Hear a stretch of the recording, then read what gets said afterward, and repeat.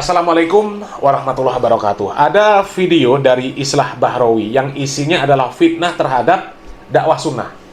Fitnah terhadap orang-orang yang mendakwakan sunnah. Dan sebenarnya ini ya hal yang biasa dilakukan oleh Islah Bahrawi. Ya. Islah Bahrawi di dalam video ini mengatakan bahwa, ya ini video lama ya, bahwa pada saat ini, ya artinya sudah lama, orang-orang NU ini dihadapkan dengan pemahaman-pemahaman yang ingin menghancurkan NU, yang menyerang NU dari segala sisi. Saya harus berhadapan dengan satu paham yang luar biasa, satu paham yang memecah belah kita semua. Wabil khusus adalah paham ini berusaha untuk menghantam NU dari berbagai penjuru. Paham ini yang kemudian kita kenal dengan paham Wahabi Salafi. Nah, saya tidak akan pernah mundur dengan pernyataan ini bahwa hampir 100% teroris yang ditangkap oleh Pak Tubagus Ami Prindani ini. Pak Tubagus Ami Prindani ini adalah jenderal pertama dari Akpol 97. Statement yang seperti itu sudah biasa kita dengar dari Islah Bahrawi, menuduh bahwa dakwah sunnah ini menyerang NU. Ya. Dakwah sunnah ini ingin menghancurkan NU. Padahal nggak ada seperti itu. Dakwah sunnah itu amar ma'ruf nahi mungkar, mengkritik amaliyah-amaliyah yang jelas-jelas menyimpang dari syariat Islam, yang kebetulan amaliyah tersebut dilakukan oleh orang-orang NU.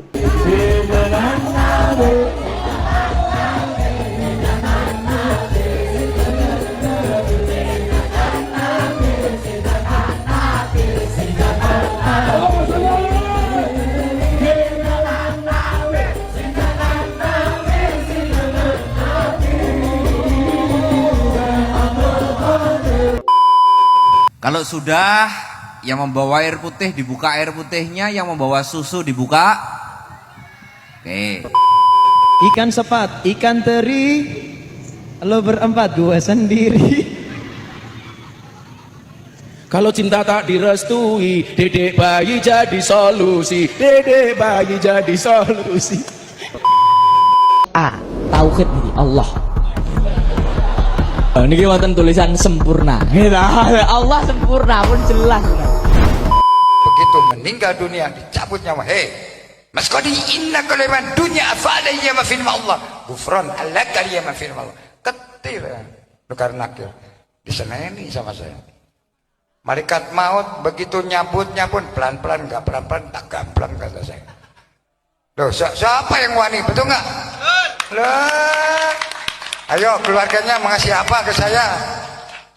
Ke Malang pun enggak mau. Jadi yang dikritik oleh orang-orang yang disebut Salafi Wahabi itu adalah praktek-praktek ibadah yang tidak sesuai dengan tuntunan syariat seperti yang tadi. Ya, solawatan, jogetan, laki-laki perempuan campur baur, salam-salaman antara laki-laki dan perempuan yang bukan mahram bebas. Ya, lebih-lebih si Gufron sampai mengatakan malaikat maut mau digampar. Pemahaman-pemahaman yang seperti itu yang digempur oleh orang-orang Wahabi. Orang Wahabi nggak menggempur NU-nya.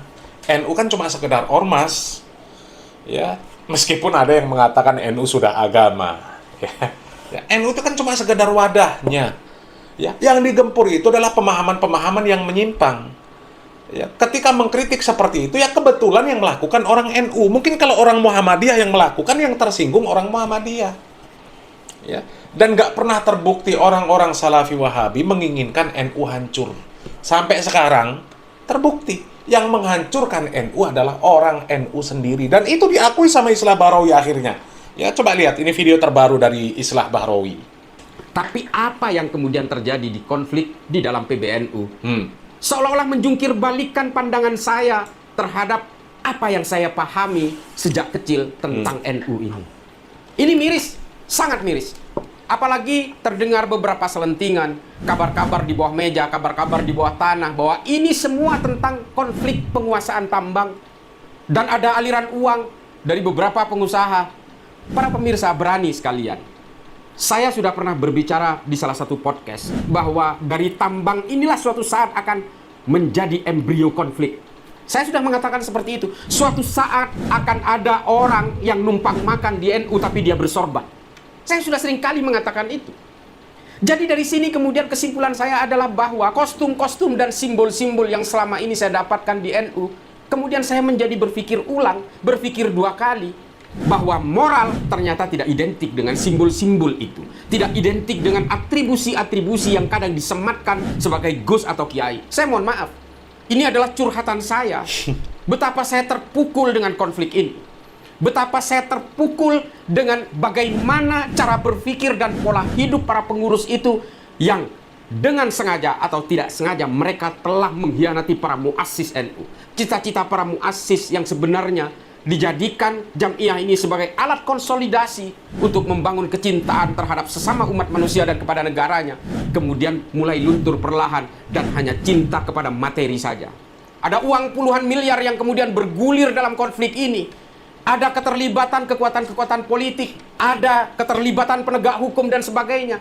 Supaya apa? Supaya trajektori NU itu bisa disetir dengan sesuai keinginannya. Ini semua kemudian mengarah kepada bagaimana politik Indonesia ke depan. NU sebagai organisasi berasaskan keagamaan dengan anggota terbesar di seluruh dunia memang selalu menjadi seksi. Dari tahun ke tahun selama puluhan tahun selalu menjadi seksi. Berbagai konflik diciptakan meskipun seorang Nahdien sejati tidak pernah mau berkonflik. Tapi hari ini yang terjadi di PBNU, konflik itu kemudian berubah kepada kepentingan politik maupun kepentingan materi saja. Ini yang membuat kita miris. NU harus independen dan tidak boleh lagi disetir oleh kepentingan-kepentingan personal. Soal tambang, itu diberikan oleh presiden. Presidennya siapapun di dalam negara ini. Jadi, kalaupun hari ini tambang itu masih ingin dikelola, serahkan kepada presiden. Presiden kita hari ini adalah Prabowo. Silahkan kita tunduk kepada keputusan presiden. Tidak boleh lagi ada kepentingan-kepentingan personal yang hanya mencari cuan di situ dengan membajak jubah-jubah kesalehan Nahdlatul Ulama. Saya mohon maaf, saya berapi-api seperti ini sebenarnya hanya ingin menangis.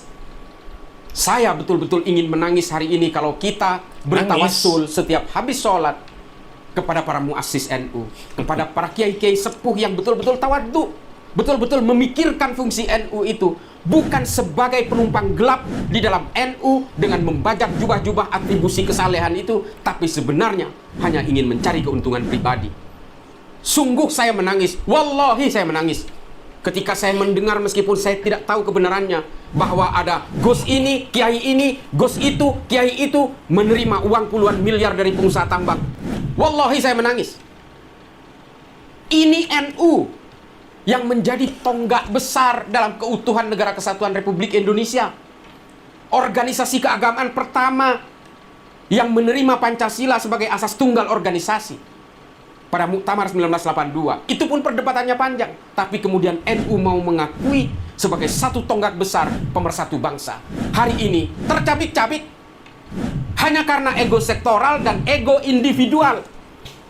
Mohon maaf kalau saya kemudian terlalu banyak menggunakan kata-kata, saya meragukan dengan jubah-jubah kesalehan yang sebenarnya hanya untuk mencari cuan di dalam Jam'iyah Nahdlatul Ulama. Sedih. Oleh karena itu, kepada kalangan Nahdien yang ada di daerah, di wilayah, saya meminta, mari jaga Jam'iyah ini. Mari jaga organisasi ini supaya tetap berjalan dalam rel sesuai dengan keinginan para muassis. Kepada PBNU, selesaikan secara internal, lakukan tabayun, lakukan islah. Lakukan itu sesuai dengan keinginan para ulama. Kalau ini dibiarkan berlarut-larut, tidak mustahil Nahdlatul Ulama yang pernah kita bangga-banggakan ini akan runtuh perlahan dan tidak ubahnya seperti partai politik. Saudara-saudaraku sekalian, Islah Bahrawi mengaku sampai menangis melihat kondisi Nahdlatul Ulama pada saat ini. Apakah tangisan Islah Bahrawi itu disebabkan karena orang-orang yang disebut Salafi Wahabi yang menghancurkan NU? Bukan. Yang menghancurkan adalah orang-orang NU sendiri. Jadi nggak ada cerita orang Wahabi pengen menghancurkan NU, nggak ada. Orang Wahabi itu pengennya beramar ma'ruf nahi mungkar. Pengennya orang-orang Islam itu berislam dengan apa yang diajarkan oleh Nabi kita Muhammad SAW. Ya, mengikuti cara berislamnya Nabi dan para sahabat dan para ulama. Ya, itu yang diinginkan. Ya, jadi nggak ada cerita orang Wahabi pengen menghancurkan NU, nggak ada cerita. Ya, kalaupun kemudian mengkritik amaliyah-amaliyah yang menyimpang, praktek-praktek ibadah yang menyimpang, itu hanya kebetulan saja praktek-praktek tersebut yang melakukan orang NU. Mungkin kalau yang melakukan orang Muhammadiyah, yang tersinggung ormas Muhammadiyah. Kalau ternyata yang melakukan adalah orang-orang MTA, mungkin yang tersinggung orang MTA. Yang melakukan orang-orang jamaah tablik, mungkin orang jamaah tablik yang akan tersinggung. Tapi memang realitanya seperti itu. Yang melakukan kebanyakan ya orang-orang dari Nahdlatul Ulama. Makanya mereka tersinggung. Ya, sebenarnya Wahabi itu ingin ya orang-orang itu ya berislam dengan benar. Kalaupun sholawat, ya sholawat dengan benar. Kalaupun yang namanya majelis taklim, ya ajarkanlah kepada jamaahnya ya bagaimana bertakwa kepada Allah Subhanahu wa taala dengan benar. Bukan justru majelis taklim malah mengajarkan hal-hal yang nggak benar kepada jamaahnya. Ya, kalau memang mau mengangkat orang-orang untuk menjadikan sebagai tokoh agama, angkatlah orang-orang atau tokoh-tokoh agama yang benar-benar lurus, mengajak kaum muslimin untuk bertakwa kepada Allah Subhanahu wa taala. Jangan orang-orang seperti Gufron malah dijaga, dikawal dan sebagainya. Ya, kan seperti itu, ya. Mudah-mudahan bermanfaat.